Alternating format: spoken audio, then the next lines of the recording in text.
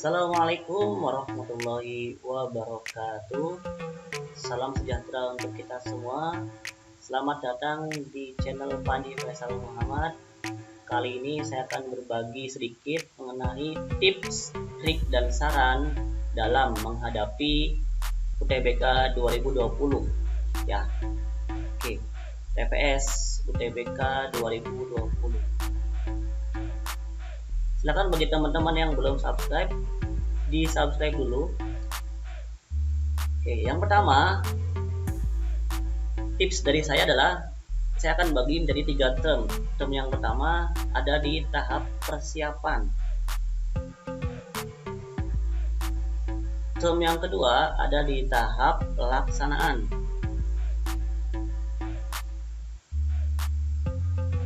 Term yang ketiga tentu ada di bagian pelaksanaan, bukan bagian pelaksanaan, ada di menerima hasil.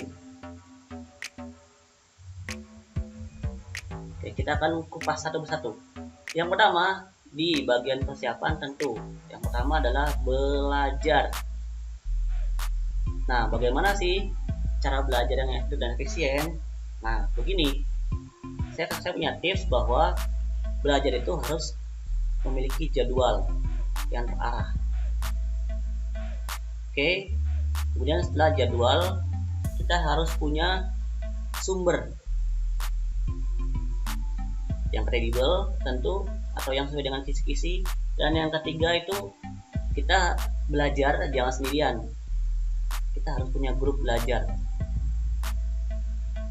Oke, contoh nih ya, saya rangkai semuanya.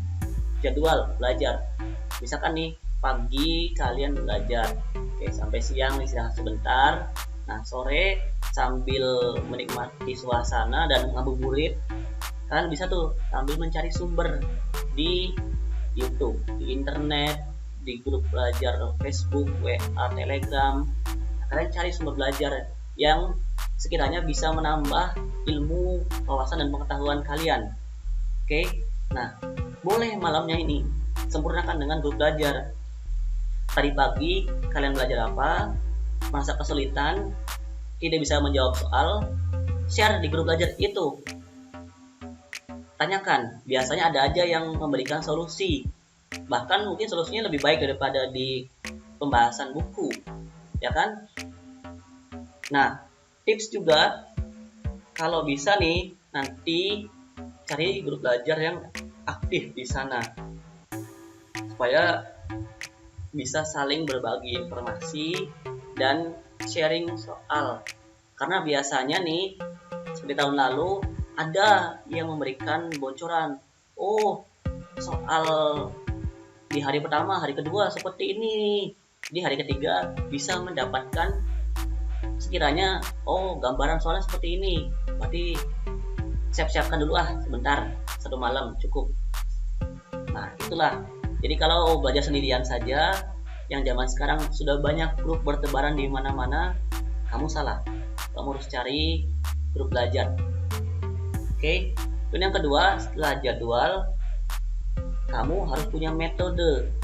Nih, kamu harus punya metode belajar yang tepat. Apa sih metode belajar yang tepat itu? Bagaimana? Nih, yang pertama, kalau saya pilih adalah begini, soal plus pembahasan. Karena waktu sudah mepet, kamu jangan start dari materi. Jadi gini, kamu ngerjain soal, kamu mentok di sana tuh. Ya sudah, kalau mentok selama sekian menit lah, katakan 5 menit atau 10 menit, langsung lihat pembahasan, jangan kelamaan. Nah, di pembahasan itulah baru kalian mempelajari materi. Oh, ingat nih, ternyata soal ini membahas tentang materi perbandingan. Barulah kamu baca perbandingan itu. Jadi sekarang sistemnya mundur ya, soal dulu, pembahasan, baru ke materi. Bukan materi dulu, karena kelamaan nanti, waktu sudah mepet. Oke. Kemudian yang kedua, nah ini ketika membuka soal dan pembahasan, kalian harus beri catatan kaki. Oh, ini kenapa sih seperti ini? Ini ide dari mana? Nah, ini saya terinspirasi dari Harry Potter. ya, ada di buku itu kan, ya buku terus ada coret, kemudian ada catatan kaki yang seharusnya dipecahkan tapi bukan dipecahkan tapi dibelah atau gimana. Nah itu silakan buat catatan kaki, jangan sampai cuma nulis jawaban terus selesai. Kasih ide, oh ide awalnya seperti ini, kasih ide awalnya adalah misalkan nih, oh ide awalnya adalah harus di kuadratkan dulu ya, di mana-mana kuadratkan dulu.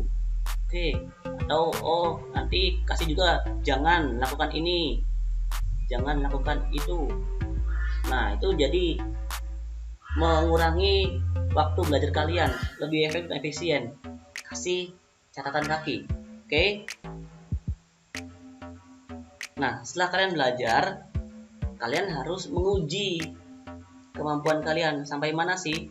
Nah try out, silakan. Sekarang banyak banget pertebaran tryout itu yang gratis, yang berbayar, semuanya bagus, semuanya berkualitas.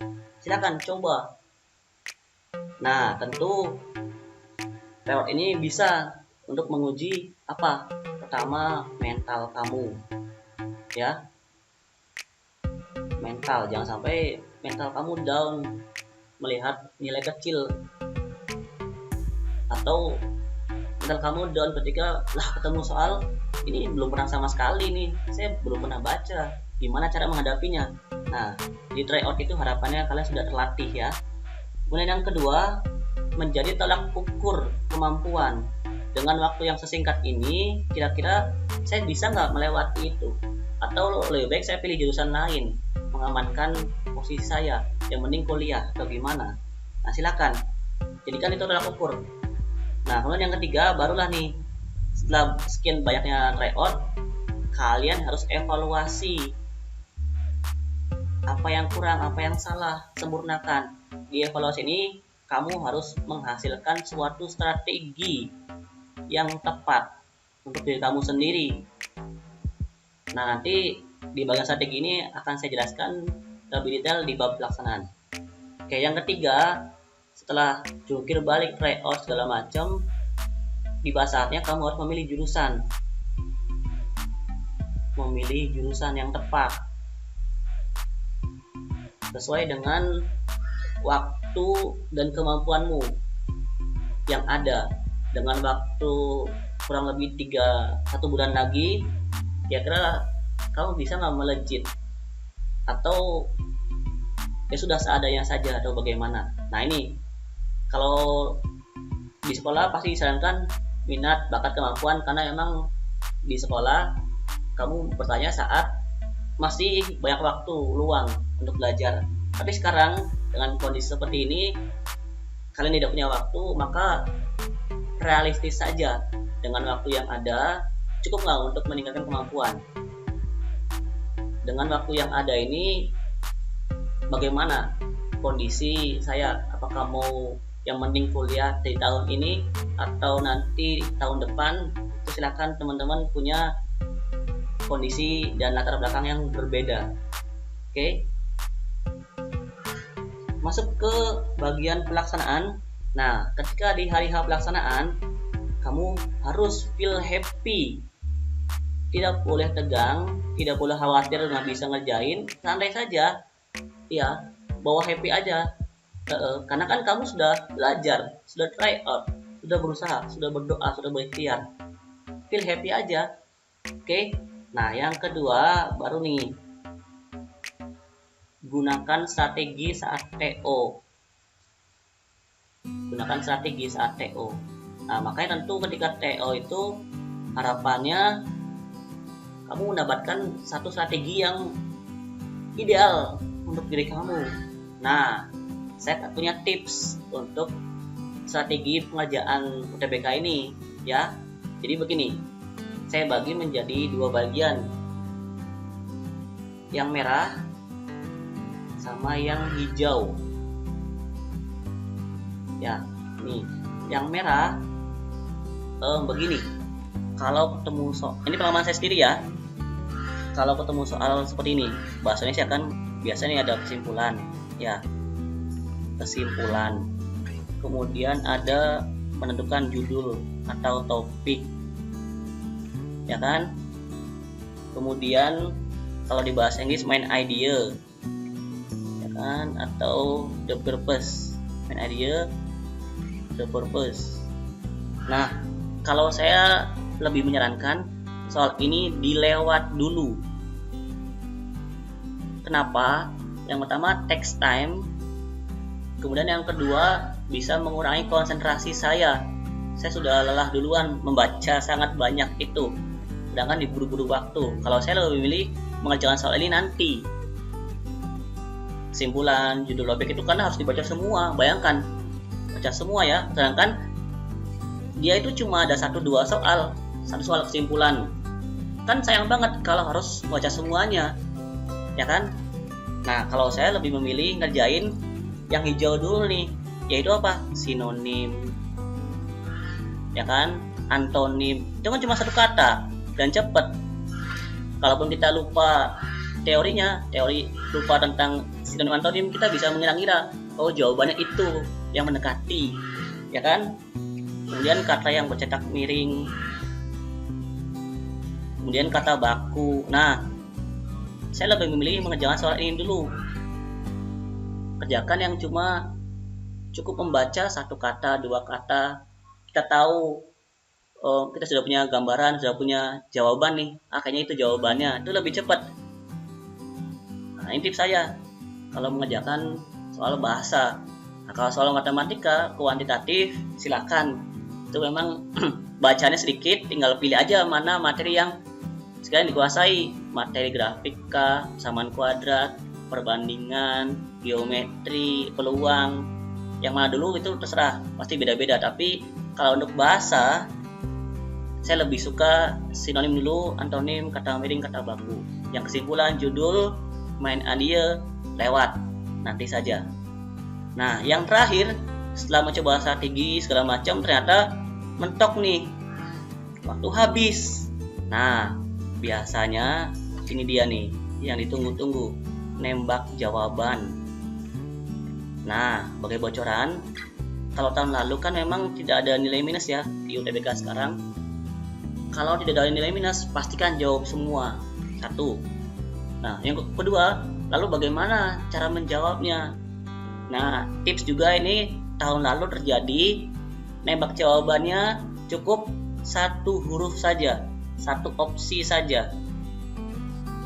Alangkah lebih baiknya kalau jawaban yang sudah kamu jawab itu yang sebelumnya kamu yakin A, B, C, D, A, B, C, D, ya kan? Nah, biasanya tentu si pembuat soal tidak mungkin, nggak mungkin banget jawabannya A semua, B semua, pasti ada proporsinya. Dari 80 soal, A sekian persen, B sekian persen, C sekian persen, D sekian persen. Nah, di soal yang kamu nggak bisa mentok, atau misalkan memang waktunya sudah habis, sedangkan masih banyak soal yang harus dijawab, ya sudah, pilih saja 1 opsi. A semua, B semua, C semua, bebas. Itu terserah kalian. Dan itu terjadi di tahun lalu. Memilih, kan tahun lalu ada TKA ya. Ada TKA 20 soal matematika IPA Saintek dengan waktu 20 menit. Itu mustahil banget dikerjain semuanya benar. Dengan cara ngitung ya, yang murni. Paling bener 10-15, sisanya ngasal. Atau yang lain cuma nargetin 5-7, 13-nya A semua, B semua, C semua. Biasanya dijamin pasti ada yang nyangkut 2 atau 3 jawaban yang benar. Kan lumayan. Nah, ini opsinya cukup 1 saja, pilih, bebas, terserah kalian. Mau A, B, C, D, E, pilih saja. Oke. Kemudian nih, setelah tes, apa yang harus dilakukan? Jelas, yang pertama harus bersyukur dulu. Kita terima apapun takdir yang akan kita terima itu ya.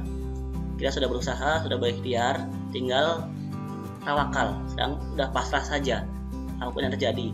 Nah, boleh kalian setelah ini istirahat dulu 2 hari 3 hari, tapi jangan lama-lama, langsung siapkan ke plan B, ke rencana cadangan ya. Bukan mendoakan yang terburuk, tapi kita mempersiapkan yang terburuk untuk mendapatkan yang terbaik, gitu kan. Nah, di ujian mandiri langsung nih, kalian harus siapkan ujian mandiri nih. Oke, di ujian mandiri ini saya bagi menjadi 2. Yang pertama, ujian mandiri menggunakan nilai UTBK, ya kan. nilai UTBK, atau yang kedua tes lagi, ya kan? Dia ngadain tes lagi. Nah, bagi kalian yang setelah tes UTBK itu pesimis, nilainya sedikit, maka biasanya nilai UTBK ini, ujian mandiri yang pakai nilai UTBK itu kan biasanya tanpa tes ya, cuma registrasi doang. Nah, itu boleh lah, misalkan kalau punya ekonomi atau finansial yang lebih, itu sekedar ikutan saja, tapi sambil ngikutin yang lain, karena toh kan nggak ada tes, jadi nggak akan mungkin bentrok tesnya, dan karena nggak ada tes juga kan. Nah, kalau yang tes nih baru kalian persiapkan ujian mandiri itu, apakah ada matematikanya, fisikanya, kimianya, untuk IPA, untuk IPS-nya, apakah ada ekonominya atau segala macam. Kalian persiapkan dengan sebaik-baiknya. Nah, untuk persiapan tes ini berarti nanti balik lagi ke konsep awal tadi yang saya jabarkan, ke persiapannya bagaimana, kemudian ke tahap pelaksanaan lagi, dan seterusnya sampai kalian berhasil lolos di kampus impian. Terakhir, nah baru setelah matang, sudah ingin mempersiapkan untuk ujian mandiri yang tes lagi. Nah, terakhir nanti pilih jurusan lagi. Pilih jurusan, apakah jurusannya yang sama atau kita turunkan sedikit supaya berhasil di tahun ini. Nah, itu yang menjadi kunci nantinya. Apakah mau matematik ideal atau mau mengambil resiko ideal tapi nggak apa, tahun depan kita coba lagi, atau mau sudah yang penting tahun ini coba dulu masuk, atau gimana. Itu memang tiap orang tidak bisa disalahkan, tidak bisa dibenarkan juga sih, semuanya benar mau seperti apapun, karena latar belakangnya berbeda-beda. Jadi kita tidak bisa memaksakan kehendak, kamu harus tahun ini, kamu harus tahun depan, nanti aja, bebas, silahkan. Tergantung kondisi dari keluarganya itu sendiri. Oke, baiklah, itu saja yang bisa saya sampaikan untuk tips, trik, dan saran ini. Silahkan klik tombol subscribe-nya supaya saya makin semangat memberikan info-info terbaru tentang TPS UTBK. Dan mungkin nanti ketika mendekati, saya akan memberikan informasi terbaru mengenai soalnya seperti apa atau teknisnya seperti apa. Itu akan saya berikan di sini juga. Baik, terima kasih. Assalamualaikum warahmatullahi wabarakatuh.